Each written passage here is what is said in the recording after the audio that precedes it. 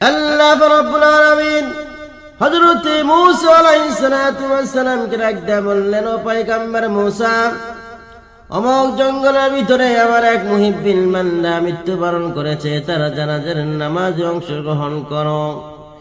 ওই বান্দার জানাজার নামাজে অংশগ্রহণ করলে আমি আল্লাহ তাদের জীবনে গুনাহ খাতাগুলো মাফ করিয়া দেব। আল্লাহর পয়গম্বর হযরত মূসা আলাইহিস সালাতু ওয়াস সালাম পাহাড়ের চূড়ার উপর উঠিয়া তার উম্মতদেরকে ডাকা হলো, আমার উম্মতেরা, আল্লাহ রাব্বুল আলামিন ঘোষণা করেছে তার এক মুহিব্বিন বান্দা অমুক জঙ্গলের ভিতরে মৃত্যুবরণ করেছে।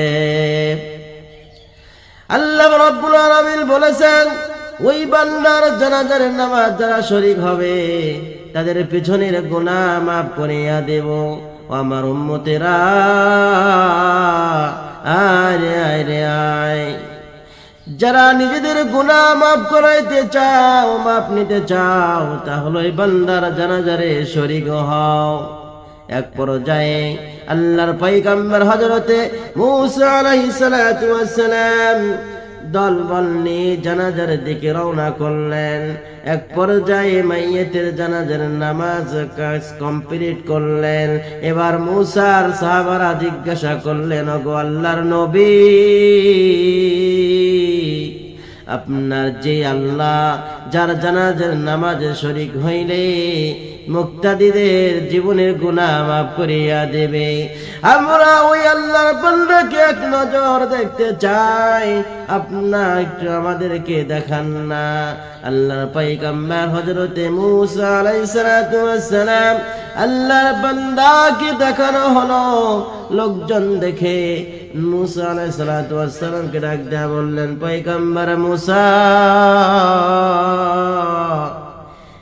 যার পিছনে দাঁড়াইলে জানাজার নামাজ আদায় করলে জীবনে গুনাহ মাফ করিয়া দেবেন, এই আল্লাহর বান্দা তো ছিল আমাদের মহল্লার একজন। এই আল্লাহর বান্দা জীবনে এমন কোন গুনাহ নাই যে গুনাহ করে নাই। তার গুনার কারণে আমরা মহল্লার লোকজন অতিষ্ঠ হয়ে তাকে হাত পা বেঁধে জমিনে ফেলে গিয়েছিলাম। এই আল্লাহর বান্দা কেমনে আল্লাহ তাআলার মুহিব্বিন বান্দা হলো, আল্লাহ তাআলার খাঁটি মুসলমান ইমানদার বান্দা হলো। আল্লাহর পয়গম্বর হযরতে মূসা আলাইহিস সালাতু ওয়াস সালাম আল্লাহ রাব্বুল আলামিনকে ডাকতে বললেন, ওগো আল্লাহ, আমার উম্মতেরা যা বলছে এটা কি সঠিক? আল্লাহ রাব্বুল আলামিন ডাকতে বলে, পয়গম্বর মূসা, তোমার উম্মতে যা বলেছে সেটাও সঠিক, আমি যেটা ঘোষণা করেছি এটাও সত্য, এর মধ্যে কোনো সন্দেহ নাই। আমার বান্দা দুনিয়ার মধ্যে সবচাইতে ছিল গুনাহগার বান্দা, নাফরমান বান্দা। আমার বান্দাকে যখন মহল্লার লোকজন তাকে মারধর করে মূর্ছ অবস্থায় জঙ্গলে রেখে যায়, আল্লাহর বান্দা যখন হুঁশ ফিরে আসে, আমার বান্দা ডাইনে তাকাইয়া দেখে কেউ নাই, বামে তাকাইয়া দেখে কেউ নাই। আল্লাহর বান্দা চিন্তা করলো, যে মা দরদে ছিল, বাবা ছিল, আজ আমার আপনজন আমার পাশে কেউ নাই। আল্লাহর বান্দা আকাশের দিকে তাকাইয়া মালিককে ডাক দিল, গো আল্লাহ, আমার আপনজন বলতে কেউ নাই। আজ কয়েকদিন ধরে আমি অনাবাসে আছি, উপাস আছি, আমি ক্ষুধার্ত অবস্থায় মৃত্যুর সাথে পাঞ্জা লড়ছি। ওগো আল্লাহ, আমার বোঝার আর বাকি নাই, আমার দুনিয়ার ভিতরে আপনজন কেউ নাই, একমাত্র আপনি আমার আপনজন। ওগো আল্লাহ, তোমার কুদরতি পায়ে ধরে বলি, ওগো আল্লাহ, জীবনে যত অপরাধ করছি আপনি আমার অপরাধ গুলো মাফ করিয়া দেন। ওগো মালিক, দুনিয়াতে বাবা প্রহার করলে মার কাছে আশ্রয় নেওয়া যায়, মা প্রহার করলে বাবার কাছে আশ্রয় নেওয়া যায়।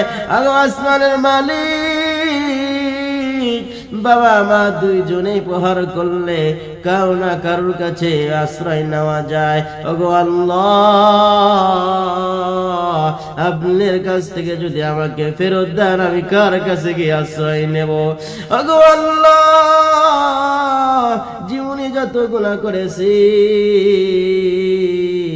আমার কাছে দিনের দাওয়াত কম আসে নাই, ইসলামের দাওয়াত কম আসে নাই, আমাকে নবী কিরাম কম বুঝাই নাই। ওগো আল্লাহ,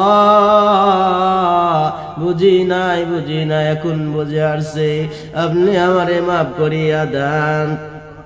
বান্দা যখনই ও আমার কাছে মাফ চাইলো, আমার রহমতের সাগরে আমি এখন আল্লাহ তার দোয়াখানা কবুল করিয়া নিলাম, তার জীবনে গুনাহ খাতাগুলো মাফ করে দিয়েছি।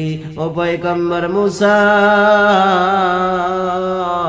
ওই বান্দা সেই সময় যদি তোমার সমস্ত উম্মতের গুনাহ মাফের জন্য তওবা করতো, আমি আল্লাহ তোমার উম্মতের সমস্ত গুনাহ খাতাগুলো মাফ করিয়া দিতাম।